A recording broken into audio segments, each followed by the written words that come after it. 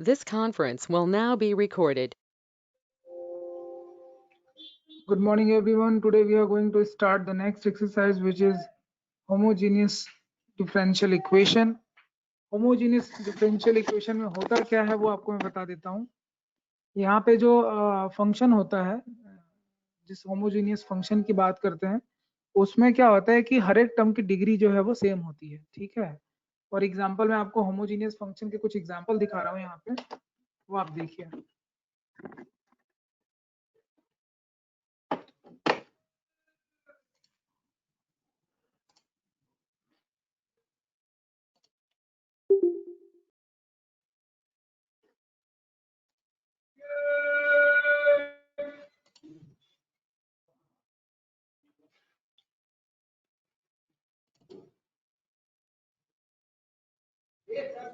आपको दिख रहा है पहला एग्जांपल, जो होमोजेनियस लीनियर डिफरेंशियल इक्वेशन है, उसमें क्या दिख रहा होगा आपको?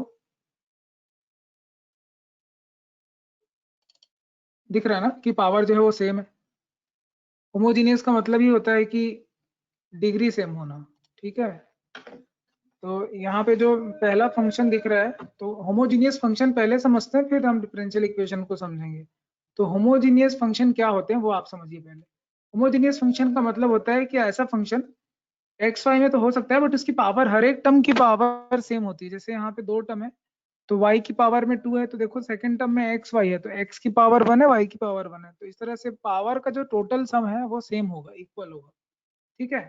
लाइकवाइज अगर हम थोड़ा आगे बढ़े तो यहाँ पे देख लीजिए कि जो सेकेंड फंक्शन है, सेकेंड फंक्शन में आपको जो फंक्शन है उसमें भी दो टर्म है और दोनों टर्म की पावर सेम है, 1 1 पावर है दोनों की। नाउ जो फंक्शन 3 है, फंक्शन 3 जो दिख रहा है, यहाँ पे भी आपको दिख रहा होगा कि ये क्या है। फंक्शन 3 जो है वो भी एक होमोजीनियस फंक्शन है, क्योंकि इसमें जो फंक्शन है वो वाई एक्स का फंक्शन है। ठीक है। तो एक ही टर्म है और इसकी जो डिग्री है उसको 0 आप कंसीडर कर सकते हो। नाउ नेक्स्ट फंक्शन जो है sine x plus cos y, तो यहाँ पे भी क्या चीजें हो रही है, क्या हो रहा है, क्या क्या हो रहा है सारे फंक्शन में, अगर आप ऑब्जर्व करो तो क्या हो रहा है। अगर हम लैम्डा लैम्डा लैम्डा को एक्स को लैम्डा एक्स से और वाई को लैम्डा वाई से रिप्लेस कर दें, तो अगर लैम्डा बाहर निकल जाता है बिना वेरिएबल लिए, ठीक है, लैम्डा अगर फ्री हो जाता है, जैसे अगर आप पहले वाले में लैम्डा एक्स लैम्डा वाई रखो, तो लैम्डा लैम्डा का स्क्वायर बाहर आ जाएगा, क्योंकि पावर सेम है। अगर पावर अलग अलग होगा तो लैम्डा बाहर नहीं आ पाएगा। ठीक है। वैसे ही सेकंड में भी दिख रहा है, थर्ड में भी दिख रहा है, तो ये पहचान होती है होमोजेनियस की। लेकिन फोर्थ वाला जो है उसमें अगर आप लैम्डा रखोगे तो लैम्डा बाहर नहीं आएगा। ठीक है। तो इसीलिए जो है ऊपर के जो है उसको ऊपर के जो तीन फंक्शन है, ठीक है, वो होमोजीनियस है, लेकिन चौथा जो है वो होमोजीनियस फंक्शन नहीं है। और इसमें जो डिग्री होती है, जैसे होमोजीनियस फंक्शन की जो डिग्री होती है वो n है। जैसे लैम्डा की पावर में जो भी आएगा, ठीक है, जितनी पावर लैम्डा की लगेगी उसको डिग्री ऑफ होमोजीनियस बोलेंगे, होमोजीनियस फंक्शन की डिग्री बोलेंगे। तभी तो पहला काम यही कि आप होमोजीनियस फंक्शन आइडेंटिफाई कर पाते हो कि नहीं।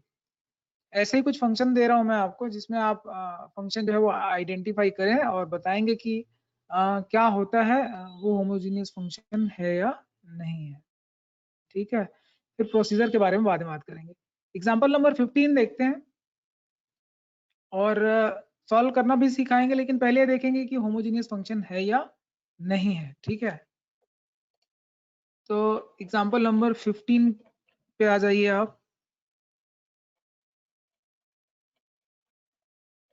देखो यहाँ पे ऐसा है कि न्यूमरेटर डिनोमिनेटर दोनों मिला करके आपको जो है वो पावर चेक करना होता है।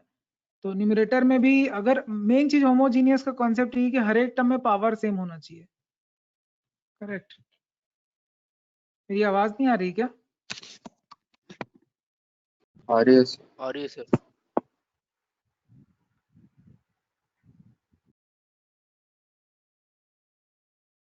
आ रही है सर।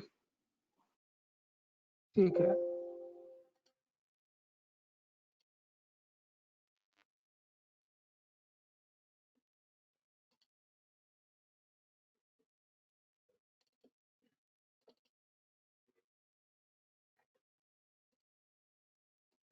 देखिए क्वेश्चन सॉल्व करते हैं।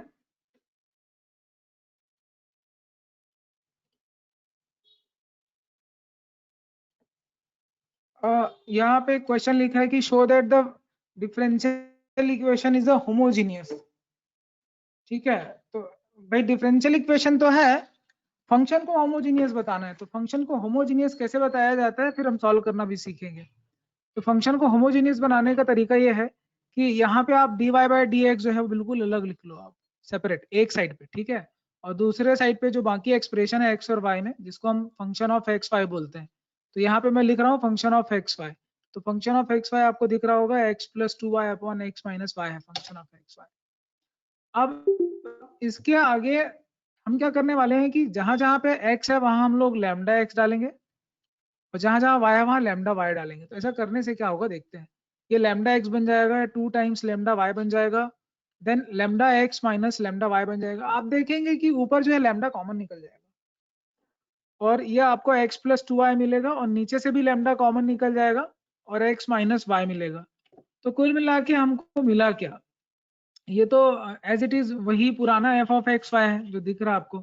तो लैम्डा की पावर जो है वहां पे 0 दिख रहा है आपको, ठीक है। लैम्डा बाहर निकल गया, कोई ना कोई पावर लेके बाहर निकलेगा, मे बी 0, ठीक है, may be negative power, may be what ever जो भी पावर है वो पावर लेके बाहर निकल जाएगा, और वापिस से आपको फंक्शन एज इट इज मिल जाएगा। तो यहाँ पे ये जो मैंने लाइन लिखा है कि f of lambda x and lambda y, तो ये जो रिलेशन दिखा रहा है पुराने वाले f और नए वाले f लैम्डा वाले में। तो यहाँ से आप देख रहे हो कि लैम्डा की जो पावर है वो बाहर निकल जाती है। ऐसे ही फंक्शन को होमोजीनियस बोलते हैं। ये जो मैंने प्रोसेस किया है इसी को बोलते हैं कि show that linear differential equation is homogeneous. तो इस तरह का एक इंडिविजुअल क्वेश्चन भी पूछा जा सकता है कि show that a particular function is a homogeneous function. यही काम करेंगे, x को लैम्डा x से और y को लैम्डा y से रिप्लेस करेंगे, ठीक है। नाउ नेक्स्ट स्टेप ये है कि इसको सॉल्व कैसे किया जाता है। तो सॉल्विंग का जो रूल है वो आपको मैं बता देता हूँ। पहले तो मैं आपको डिफरेंशियल इक्वेशन वापस से लिख के दिखा रहा हूँ। इसमें हो क्या रहा है कि जो डिफरेंशियल इक्वेशन है तुम्हारा, उसमें हमेशा तुम पहले dy बाई डी एक्स को अलग लिख लो, सेपरेट कर लो, बाकी के जो टर्म है x और y वाले वो लिख लो। अभी देखो वेरिएबल सेपरेट करने जाओगे तो वेरिएबल सेपरेट नहीं होने वाला है, जो पहले एक्सरसाइज में आपने कर लिया 9.4 में, ठीक है। तो यहाँ पे वेरिएबल सेपरेट नहीं होने वाला है। तो यहाँ वेरिएबल सेपरेट नहीं हो रहा है, लेकिन खूबी क्या है कि ये होमोजीनियस फंक्शन है, और होमोजीनियस फंक्शन को सॉल्व करने का एक बढ़िया तरीका है, और वो तरीका ये है कि जहां जहां पे आपको y दिख रहा है, ठीक है, जहां जहां पे क्या दिख रहा है आपको, जहां जहां आपको y दिख रहा है वहां आप कुछ रिप्लेस कर दीजिए। तो y को मैंने रिप्लेस कर दिया, किससे रिप्लेस कर दिया, vx से। ये समझ में आ रहा है क्या? Yes sir. मैं किससे रिप्लेस कर रहा हूँ, vx। vx से रिप्लेस कर रहा हूँ, ठीक है। तो ये v क्या चीज है फिर यहाँ पे, व्हाट इज v? सर कोई भी वेरिएबल या कांस्टेंट।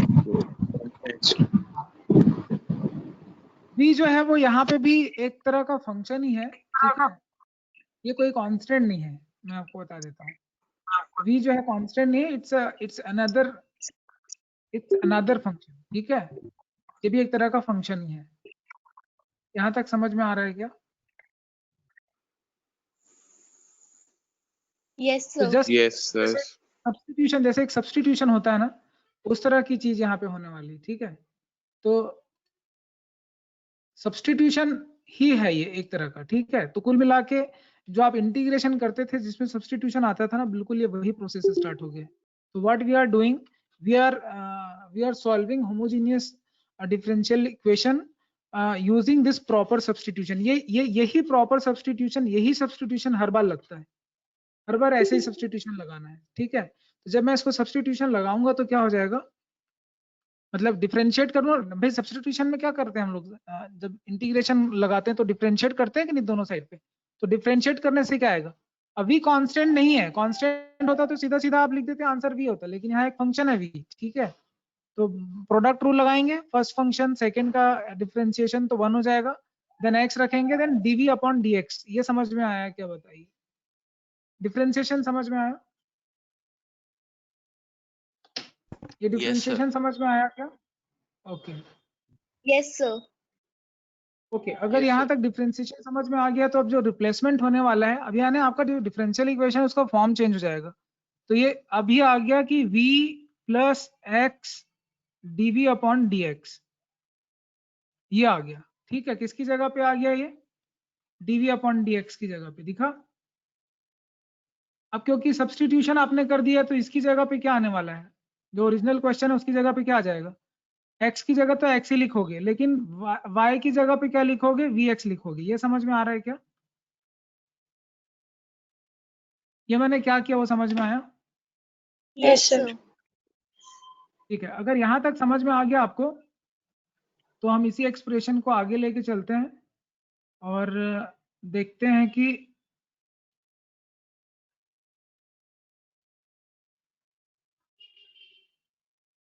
नेक्स्ट क्या है फिर। ठीक है, देखो ये यहाँ इस एक्सप्रेशन तक हमने सॉल्व कर लिया था। सब्स्टिट्यूशन समझ में आया क्या? होमोजीनियस प्रूविंग समझ में आया, देन सब्स्टिट्यूशन। अभी करना क्या है आपको कि यहाँ से देखो x तो कॉमन निकल जाएगा, दिख रहा होगा आपको। x कॉमन निकालेंगे यहाँ से, ऊपर नीचे दोनों से x कॉमन निकल रहा है कि नहीं? क्योंकि होमोजीनियस है इसलिए कॉमन निकल जाएगा। और बेनिफिट क्या हो गया? क्या बेनिफिट हो गया भैया? एक सिंगल वेरिएबल में कन्वर्ट हो गया पूरा एक्सप्रेशन।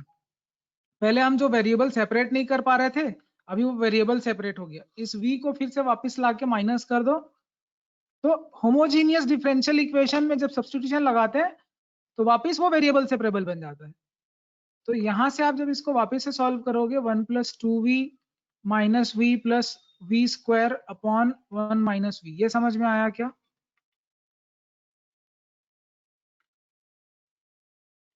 यहां तक क्लियर है सबको? v² + v + 1 - v x dv upon dx दिख रहा है सबको? Yes, sir. अभी वेरिएबल वेरिएबल जब सेपरेट हो जाएगा तो आप इसको ऐसा लिख सकते हैं 1 - v upon v² + v + 1 then dv = dx upon x। ये समझ में आ रहा है? अभी इसको करना क्या है? इंटीग्रेट करना है। अभी पता है ना, इंटीग्रेशन सबने सीखा हुआ है।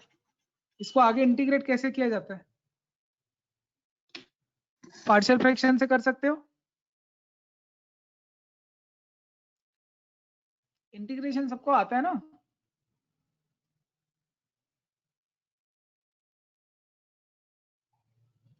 नहीं Yes, आता क्या? sir. भूल आता जो है? वो डिनोमिनेटर को डिफरेंशिएट करते हैं वो वाला करते हैं। फिर से बताऊं क्या बोल रहे हो? पुलकित क्या बोल रहे हो? हो गया हाँ, सर, पता है, समझ गया। बाकी लोगों को यहाँ तक समझ में आया क्या? ये पहला question. Level of difficulty board exam में भी लगभग यही होता है। बस प्रोसेस में आप लोग प्रोसेस का ध्यान रखेंगे कि क्या क्या करना पड़ता है। ठीक है, इसके आगे का इंटीग्रेशन आप लोगों को पता है। ठीक है, कैसे इंटीग्रेशन किया जाता है एक बार आप देख लीजिए। यहाँ पे इंटीग्रेशन क्या हो रहा है, तो जैसे आपने पार्शियल फ्रैक्शन से बनाना चाहो तो पार्शियल फ्रैक्शन से बन सकता है। बाकी उधर जो 6 फॉर्म वाला मेथड था उसे भी बनाना चाहो तो उसे भी बन सकता है। ठीक है, तो कुल मिला के ये कि इंटीग्रेशन बहुत ज्यादा, आप देख लो डिफरेंशियल इक्वेशन मैंने जो सॉल्व करके दिखाया वो बहुत थोड़ा ही है, बट इंटीग्रेशन जो एक पूरा का पूरा इंटीग्रेशन जो आपने सॉल्व किया है वैसा कुछ इसमें आता है। तो यहाँ तक चीजें समझ में आ रही है क्या? बताइए। एक और एग्जाम्पल हम लोग सॉल्व करने वाले हैं, एग्जाम्पल नंबर 16। यहाँ पे भी सेम क्वेश्चन है। बोल रहा है कि इसको शो करो कि ये होमोजीनियस है तुम्हारा, और उसको सॉल्व भी करना है आपको।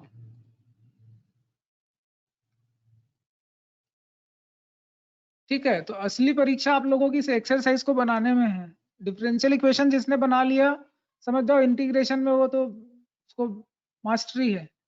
ठीक है, तो क्योंकि इसमें इंटीग्रेशन बहुत ज्यादा यूज होता है। एग्जांपल नंबर 16 में भी यही चीज लिखा है कि show that the differential equation is homogeneous. तरीका यही है, सबसे पहला काम यही होगा कि आप फंक्शन एज्यूम कर लीजिए let f of x y is equal to. तो ये एज्यूम कैसे करते हैं? हमेशा पहले dy by dx को अलग लिखते हैं, तो सेपरेट करने के बाद ये तुम्हारा हो जाएगा cos y by x plus x upon x cos y by x। ठीक है, तो यहाँ पे जो cos y by x दिख रहा है ये होमोजीनियस में पार्टिसिपेट नहीं करता क्योंकि ऊपर और नीचे y/x वैसे ही है वो, उसमें आप λx λy डालोगे तो लैम्डा लैम्डा कट जाता है। तो आपको अगर मैं पावर हाईलाइट करके दिखाऊं तो अलग अलग टर्म का जो पावर है, जैसे यहाँ पावर भी 1 है, x का पावर यहाँ पे भी 1 है, नीचे भी आप एक सिंगल टर्म दिख रहा है इसका भी पावर 1 है। यहाँ तक चीजें समझ में आ रही है क्या?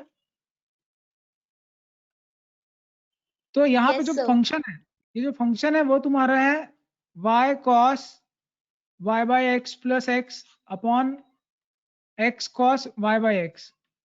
करना ये है कि आपको यहाँ पे भी सेम प्रोसीजर है, ठीक है, कि जहां पे आपको ये y/x दिख रहा है इसी को v ले रहे हैं, या अगर मैं बोलूं कि y is equal to vx है तो भी वही बात है। तो ये सब्स्टिट्यूशन समझ में आ रहा है क्या सबको? ये सब्स्टिट्यूशन समझ में आया? Yes, sir. अभी सब्स्टिट्यूशन में आपको क्या करना है, वापस से डिफरेंशिएट करना है इसको, ठीक है। तो जब पूरा डिफरेंशिएट करोगे तो किस तरह से दिखाई देगा देखते हैं।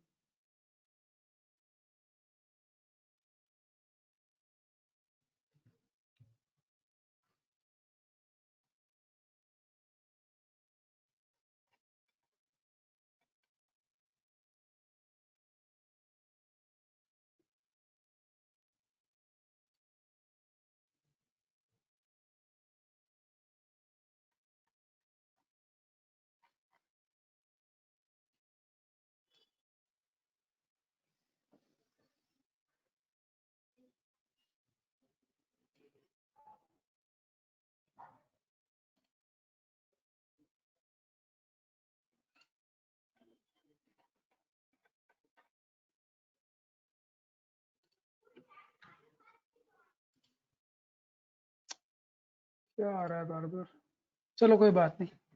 तो हमारा ओरिजिनल इक्वेशन जो था वो क्या था, डिफरेंशियल इक्वेशन क्या था, dy upon dx is equal to y cos y/x plus x upon x cos y/x था। तो जब आपने इसमें सब्स्टिट्यूशन किया y upon x is equal to v रखा, या अगर बोलूं कि y इज इक्वल टू आपने vx रखा, एक ही बात है। जब आप डिफरेंशिएट करते हैं दोनों साइड पे तो v plus x dv upon dx ये आता है। अभी आप इसको शिफ्ट कर दीजिए, जहां dy बाई dx दिख रहा है उसको रिप्लेस कर दीजिए।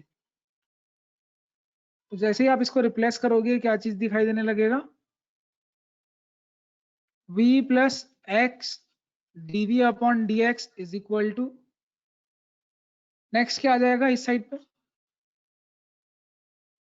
y की जगह आपने vx रख दिया तो ये जाएगा cos v प्लस x की जगह कुछ नहीं है, x ऐसे ही है। अभी नेक्स्ट क्या हो जाएगा, x तो कुछ भी नहीं है तो ये cos v हो जाएगा। यहां तक दिखाई दिया गया, x कॉमन निकल जाएगा। अभी न्यूमरेटर डिनोमिनेटर से x कॉमन निकल रहा है, यहाँ पे भी x है, यहाँ पे भी x है, यहाँ पे भी x है। जब कॉमन निकालोगे तो ये कैसे दिखाई देगा, v cos v plus 1 upon cos v, तो v plus x dv upon dx, ठीक है। तो ऊपर नीचे से तो x आपका कट गया, बट इधर जो एक साइड पूरा जो फंक्शन पहले किस में आता था, x और y में फंक्शन था, वो पूरा का पूरा v में आ गया और इस तरह से वेरिएबल सेपरेट हो गया।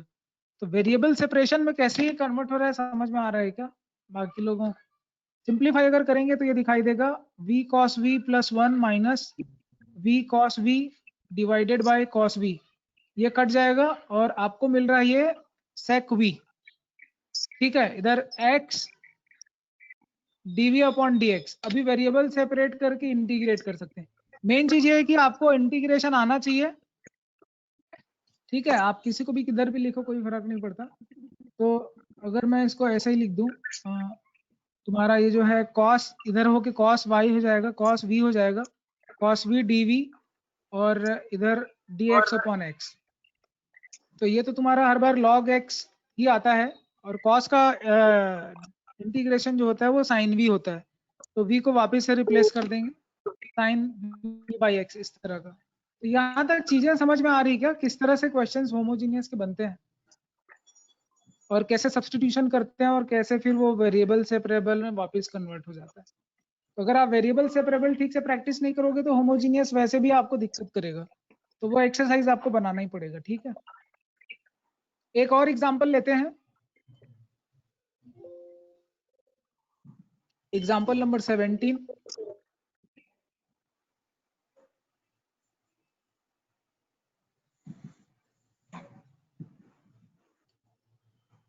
देखिए एग्जाम्पल 17 क्या बोलता है कि अगेन आपको ये होमोजीनियस शो करना है, तो मैंने बताया होमोजीनियस कैसे शो करते हैं वो आप कर लेना। बाकी सॉल्विंग कैसे होगा, तो सॉल्विंग करने का तरीका यही है कि dy बाई dx को सेपरेट करना सीखना पड़ेगा आपको।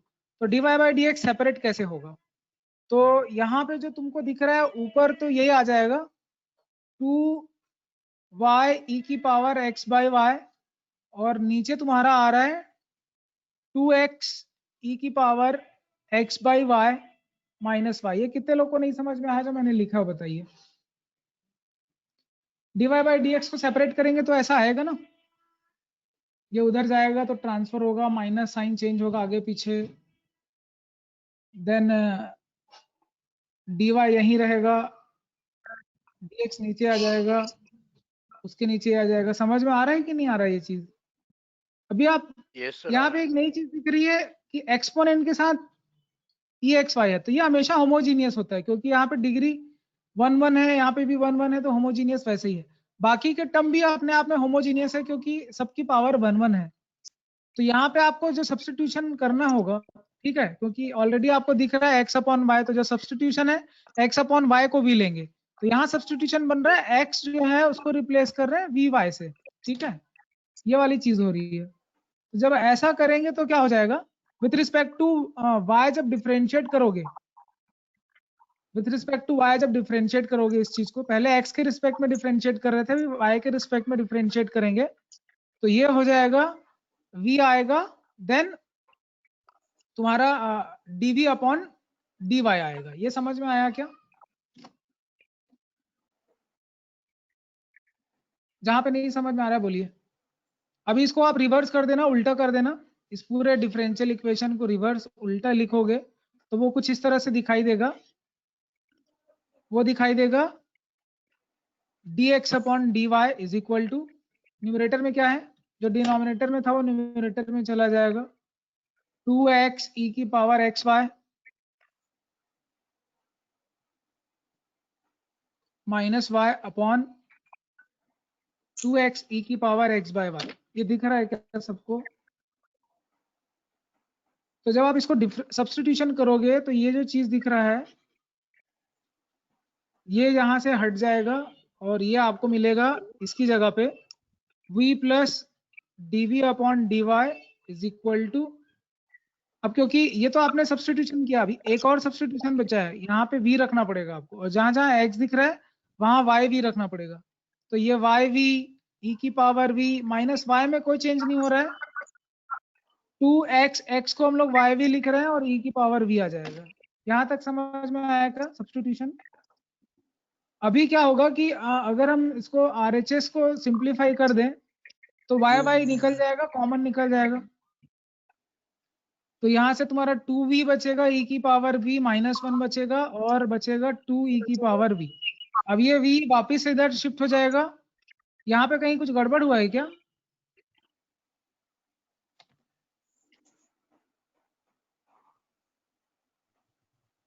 एक मिनट, सब्स्टिट्यूशन में कहीं मिस्टेक हुआ है क्या?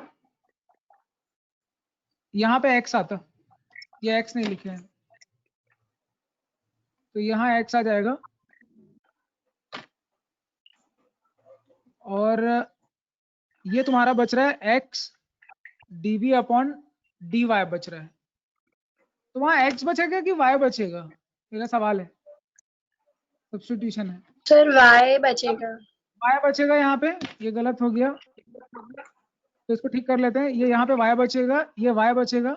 अभी आप इसको जब सिंप्लीफाई करोगे तो ऊपर तो तुम्हारा ये v से ऐसे मल्टीप्लाई होके इससे कट जाएगा, ठीक है, तो यहाँ 1 बचेगा, माइनस 1 बचेगा मेरे ख्याल से, माइनस 1 ऊपर बचेगा और बचेगा साथ में नीचे 2e की पावर v। तो यहाँ तक फिर से एक वेरिएबल सेपरेबल आपको मिल जाएगा और जैसे ही आप इसको सेपरेट करोगे वापस से इंटीग्रेट हो जाएगा। तो dv ट्वाइस e की पावर v माइनस कॉमन ले लें तो dy अपॉन v इस तरह से, तो ये log y फिर से आ जाएगा, प्लस c ले सकते हो, इसका इंटीग्रेशन पता है 2 की पावर यही आएगा, ठीक है। तो वापस से v की वैल्यू आप रिप्लेस कर दोगे तो v आपको रिप्लेस करना पड़ेगा x अपॉन y से। इस तरह से सॉल्विंग का मतलब होता है dy बाई dx को हटाना, वो हट इसलिए रहा है क्योंकि इंटीग्रेट हो रहा है दोनों साइड पे।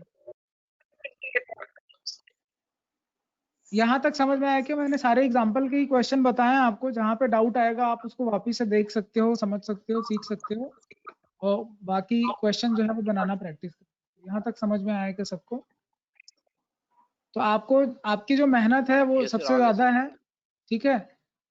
आपकी मेहनत बहुत ज्यादा है। अभी कल मेरे ख्याल से फेस्टिवल भी है, नेशनल हॉलीडे है, तो कल तो हॉलीडे है, ठीक है आपके लिए। तो कल 15 अगस्त है, खूब धूम धड़ाके से आप 9.4 9.5 बनाइए, क्योंकि 16 अगस्त को मैं एक नया पैटर्न बना दूंगा, वो है आपका लीनियर डिफरेंशियल इक्वेशन, जो इसका लास्ट टॉपिक होगा, ठीक है। चलिए, थैंक यू सो मच।